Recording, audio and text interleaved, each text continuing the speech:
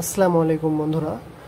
আজকে আমি quantum nuclear পদার্থবিজ্ঞান 2-এর 6 নম্বর অধ্যায়ের 7 নম্বর প্রশ্নটি নিয়ে আপনাদের সামনে হাজির হয়েছি।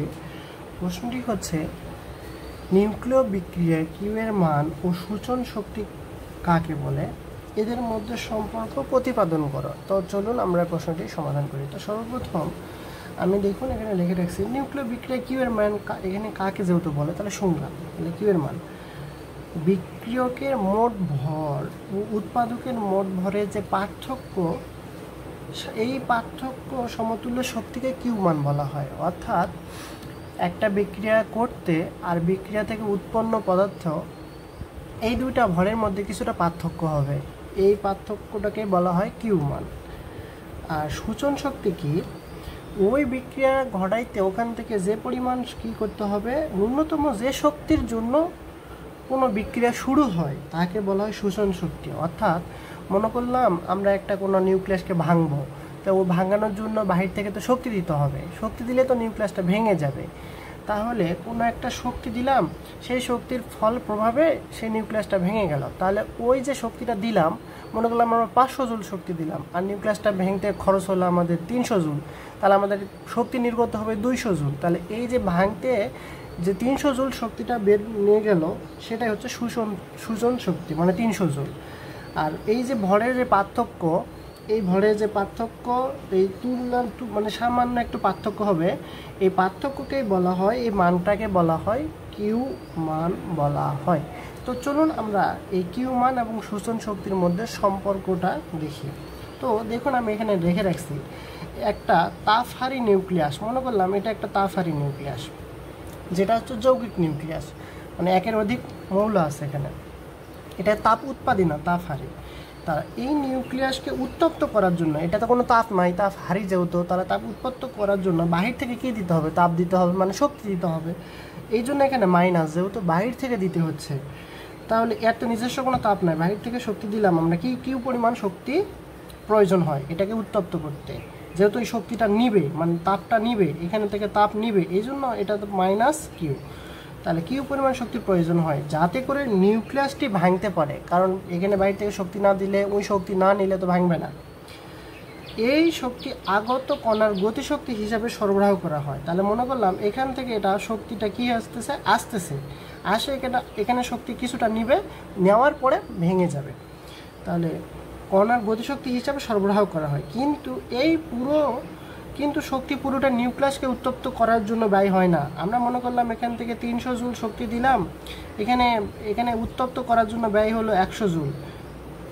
এই যে 300 জুল শক্তিটা এর মধ্যে পড়লো, পুরোটাই কি আমার অভ্যন্তরীণ শক্তিতে তাপ উৎপন্ন করার জন্য ব্যয় হলো না, মাত্র ব্যয় হলো 100 জুল। তাহলে বাকিটা কি করবে নিউক্লিয়াস, বাকিটা হচ্ছে কি শক্তি হিসাবে নির্গত হবে। দেখুন, কিন্তু পুরো শক্তি পুরোটা নিউক্লিয়াসকে উত্তপ্ত করার জন্য ব্যয় হয় না, কারণ যৌগিক নিউক্লিয়াসের ভরবেগ তৈরির ক্ষেত্রে কিছুটা ব্যয় হয়, তার মানে ভরবেগ তৈরি করতে ব্যয় হবে, পরবর্তীতে এই ভরবেগ উৎপাদনের মধ্যে ব্যয় হয়, মানে এখান থেকে তখন শক্তি রূপে নির্গত হবে, E1 E2 যাই হোক না কেন, এরকম করে শক্তি রূপে নির্গত হবে। আশা করা যায় এই বাংলাটুকু বুঝছেন। তো আমি এখন ধরলাম এই যৌগিক যে নিউক্লিয়াস, এখানে অধিক বড় নিউক্লিয়াসটা, এই নিউক্লিয়াসটার ভর হচ্ছে m, আমি ধরলাম ভারী নিউক্লিয়াসের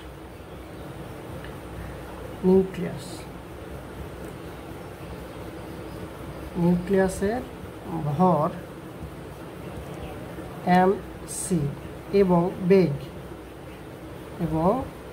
বেগ vc।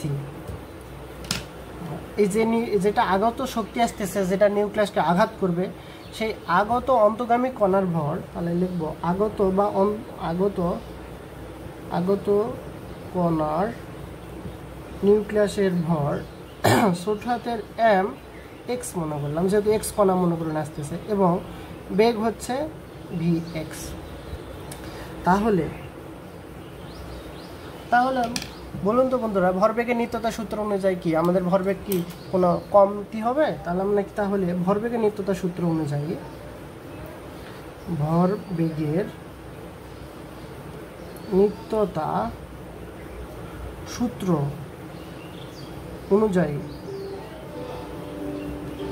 তাহলে ভরবেগের নিত্যতা সূত্র অনুযায়ী, তো তো দেখুন ভরবেগের সূত্র অনুযায়ী আমরা কি জানি, ভরবেগের সৃষ্টি, ধ্বংস বা বিনাশ করা যাবে না, শুধুমাত্র এক রূপ থেকে অন্য রূপে রূপান্তর ঘটবে, এটা ভরবেগের সাথে। তাহলে যেটা আসলো সেটাকে আমরা কি ধরছি, m1 v1, তাহলে mx, তাহলে mx vx is equal two mc vc।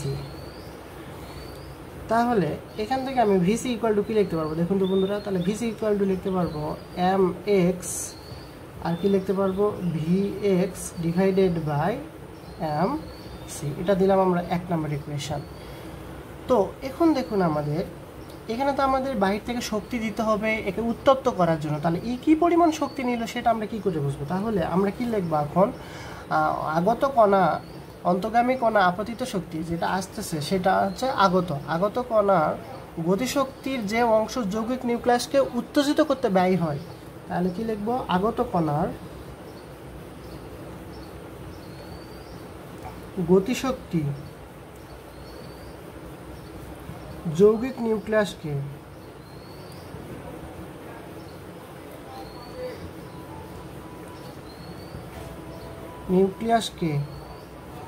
উত্তপ্ত করতে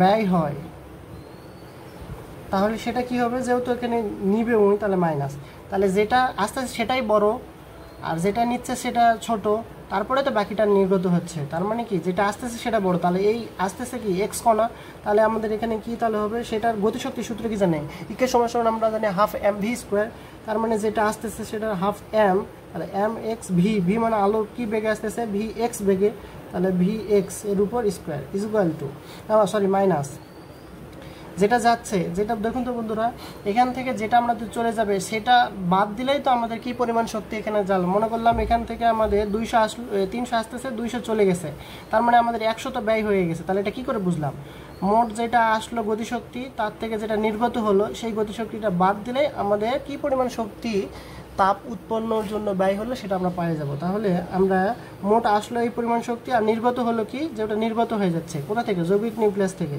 তাহলে বড় হাতের এম এক্স আর কি বেগে, আলোর বেগে যাবে, তার মানে কি সি ভিসি, তার মানে ভিসি স্কোয়ার। এই দুটার বিয়োগফল তো নির্গত শক্তিতে কি পরিমাণ, আপতিত শক্তি এবং নির্গত শক্তি, এটার বিয়োগফলটাই হবে এই যৌগিক নিউক্লিয়াসকে উত্তপ্ত করতে প্রয়োজনীয় শক্তি বা তাপ।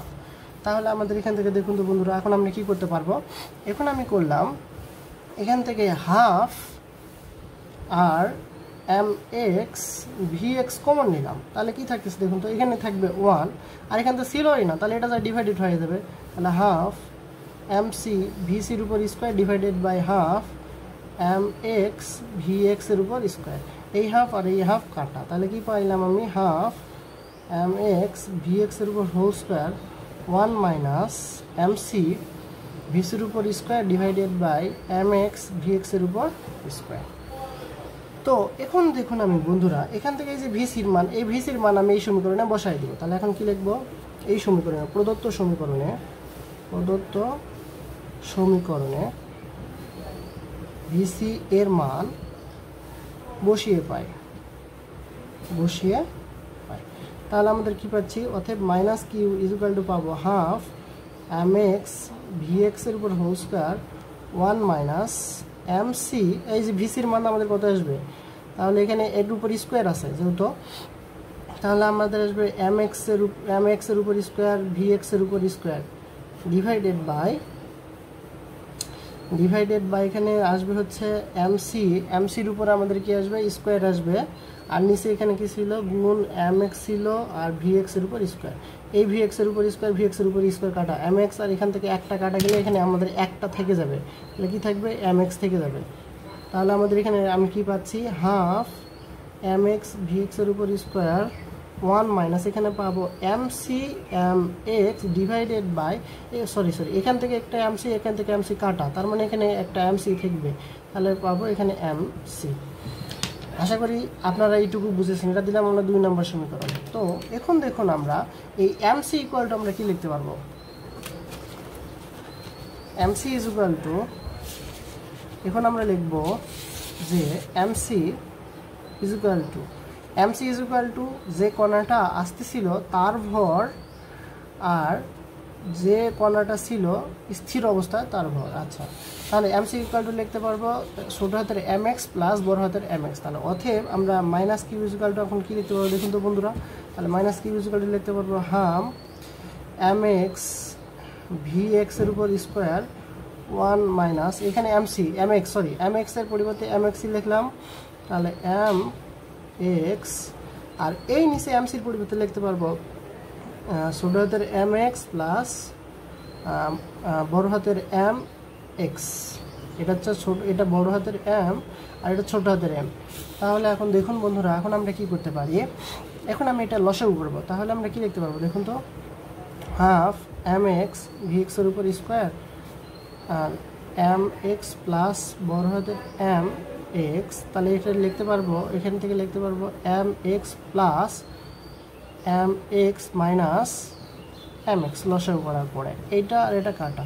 তাহলে অতএব আমি একবারে কি পাচ্ছি, এখানে মাইনাস কিউ ইকুয়ালটা আমরা পাচ্ছি কি দেখুন হাফ এম এক্স ভি এক্সের উপর স্কোয়ার আর এখানে পাচ্ছি হচ্ছে বড় হাতের M X divided by M X plus বড় হাতের এম এক্স। আশা করা যায় আপনারা এইটুকু এই পর্যন্ত বুঝেছেন। যদি কেউ না বোঝেন আমাকে কমেন্ট করবেন। তো দেখুন বন্ধুরা, তাহলে অতএব আমরা এখানে কি পাইলাম, অতএব আমরা পাইলাম মাইনাস কিউ ইকুয়াল টু আমাদের এইটা আসলো, তাই না। এখন আমি এখান থেকে এটা আমি এই পাশে নিয়ে আসবো, এটা এই পাশে, তাহলে কী করবো দেখুন তো বন্ধুরা।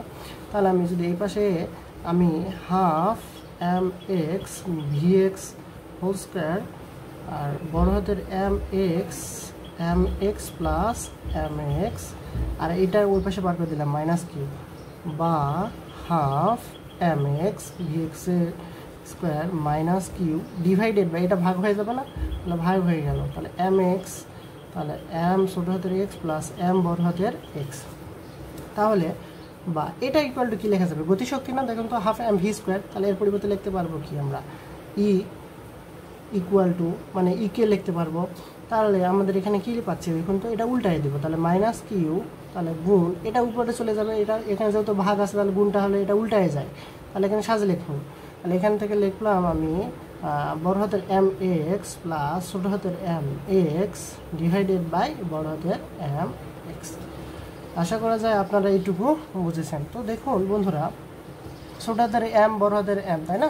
তাহলে আমাদের এখানে কি এখন আমি কি করব দেখুন, তাহলে মাইনাস কিউ এটা বের করে নিয়ে আসলাম। তাহলে মাইনাস কিউ, তাহলে ইকে মাইনাস কিউ এটা আমি বের করে নিয়ে আসলাম, এটা এখন আলাদা আলাদা করে দিব। তাহলে দেখুন তো বন্ধুরা, এখানে বড় হাতের M X divided by M X এই প্লাসটা এইভাবে দিলাম এম এক্স ডিভাইডেড বাই বড় হাতের এম এক্স। আশা করা যায় আপনারা এটা বুঝছেন কীভাবে করলাম। এই উপরে প্রথম হরকেও লব দিলাম, দ্বিতীয় হরকেও লব দিলাম, লব এখানে প্রথম লবকেও হর দিলাম, দ্বিতীয় লবকেও হর দিলাম, তাহলে মানে আলাদা আলাদা করে দিলাম। অর্থাৎ এই যে এরকম A plus B equal to যদি সি হয় তাহলে কী লেখা যাবে A divided by C plus B divided by C. এটা লসাগু করলেই তো এটা হয়, ঠিক তেমনই।